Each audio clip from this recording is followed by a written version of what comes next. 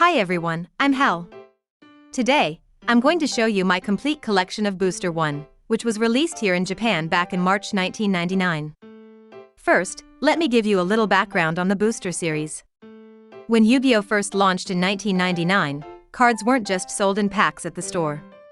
You could actually buy them from vending machines.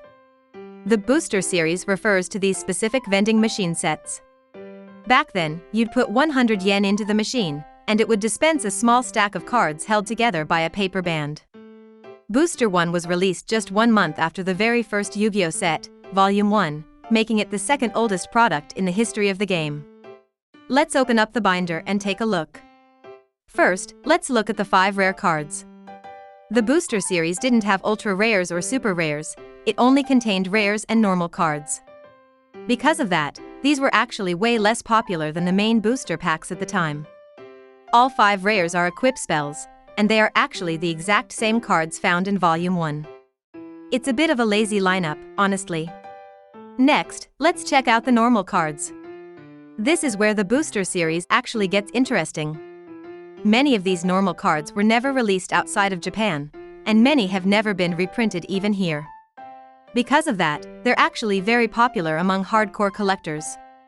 Let's go through them. First up is Jin the Watcher of the Wind. This card was never released outside of Japan, and it's never been reprinted here either. Personally, I love this artwork. He looks like a really cool wind spirit. Next is Battle Warrior. This one finally made its debut outside of Japan in 2013.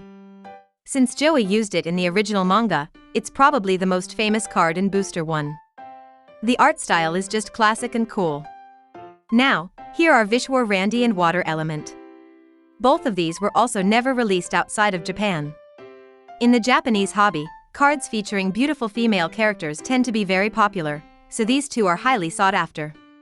They're both great designs, but since they're a bit revealing, they'd be pretty difficult to release in the modern era. Moving on to the next page. There are a lot of obscure, Japan-only monsters here. One I want to show you is Graveyard and the Hand of Invitation. This is another one that never made it outside of Japan. I love this art, it looks like a scene from an old horror movie. It's interesting that even though it's a Japanese exclusive, the gravestone has a very Western look. Next is Doran. The art for this card was actually chosen from a fan submission contest in the manga. You can tell the style is a bit different from the other cards, which makes it stand out. Fun fact, in the video game Duel Monsters 8, this card was actually turned into a very useful effect monster. On the next page, we have Yamatano Dragon Scroll. This one is also a Japan exclusive.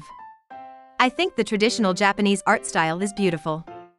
According to a former employee at Upper Deck, this card was originally supposed to be a McDonald's promo in the US.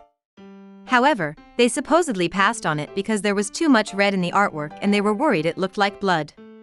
It's got a pretty wild history. Next page. Most of the cards in Booster 1 are monsters, but there are 2 spells, Raimei and Blue Medicine. Raimei is the Japanese word for the sound of thunder.